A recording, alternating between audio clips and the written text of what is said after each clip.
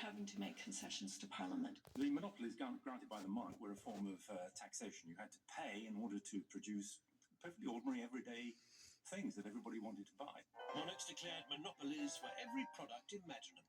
Bricks, windows, whole timber, feathers, hairbrushes, soap, linen, leather, hats, belts, buttons, lobsters, salt, tobacco, books, dice, cards, lighthouses, mousetraps. To trade, you need a license, and for that, you must pay dearly. It meant that instead of a functioning free market, you had what we would now call crony capitalism. It was just like the guilds all over again. Edward Cook goes into battle to fight again for freedom. 400 years after Magna Carta was first promulgated, Edward Cook dusts it off and begins to use it to defend freedom of occupation, saying that monopolies were against the freedoms of individuals and they were counter to the common law of the land, they were counter to Magna Carta, and they should not be enforced. In 1642, Parliament has had enough of the tyrannical kings. England is plunged into civil war. The prancing king and his foppish upper-class cavaliers are no match for the new model army of Oliver Cromwell. The king is captured and brought to trial in Westminster Hall. This time, the rebels aren't interested in signing a deal. The whole idea of trying a king for treason is bizarre in most of continental Europe and only works in Britain because of Magna Carta. These are the steps that King Charles I came up when he was tried for treason in the 1640s. And what lay behind that argument, that frightful crisis in English history, was the fact that the English had got a whiff of freedoms in the previous century. They got used to the idea that the king was subject to the law just like they were. And here they find that he's trying to be above the law, and they are furious about it. How do you actually force a king to do what you want him to do? It's the problem that the barons faced against King John. It's exactly the same in the 17th century. In the end, the only way you can do it is by cutting off his head.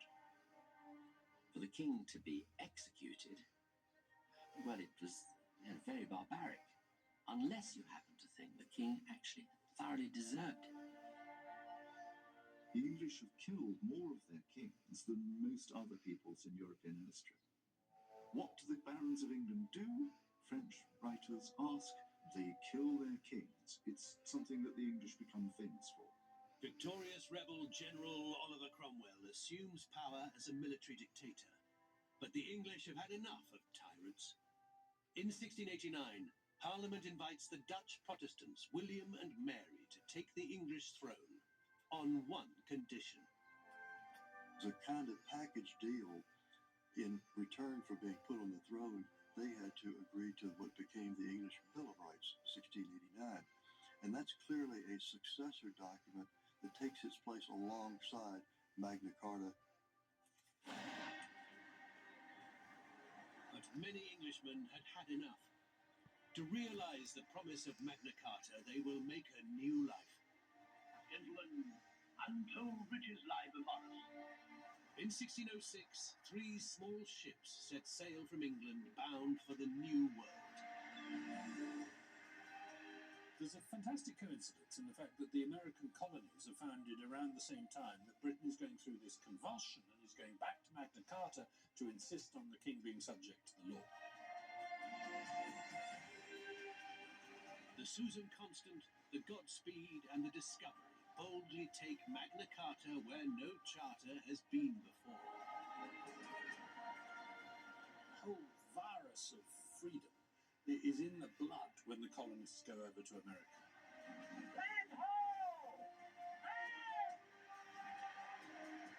On April the 26th, 1607, they land in Virginia. Do we hereby lay claim to the land of Virginia?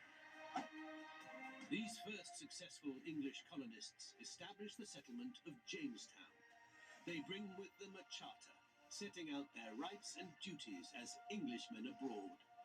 The Virginia Charter. Henceforth there will be laws, strong laws, to be upheld by all. The Virginia Charter of 1606 says the colonists, those who immigrate to Virginia, shall enjoy the privileges, franchises, and immunities that they would have enjoyed in the mother country. In other words, if you pull up roots and go to this wilderness called Virginia, you don't leave your rights behind. So you have in Virginia from the very outset, from the very first settlement, a vehicle by which Magna Carta leaves England and comes to America. To live as strangers in a strange land. To live free in a free land.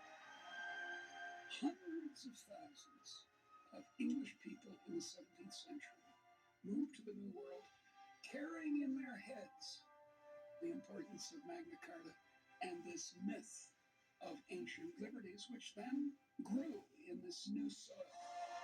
It is here that the Great Charter will ignite the greatest tax revolt ever seen and change the course of world history. An Englishman thinks back to 1250, to Runnymede. He thinks of liberty, and he thinks of a tradition of liberty that I promise you, we Americans think of too. But the story of freedom is not so straightforward. Still to come, in this brave new land of the free, countless humans taken by force from their homes will be subjected to the horror and injustice of bondage.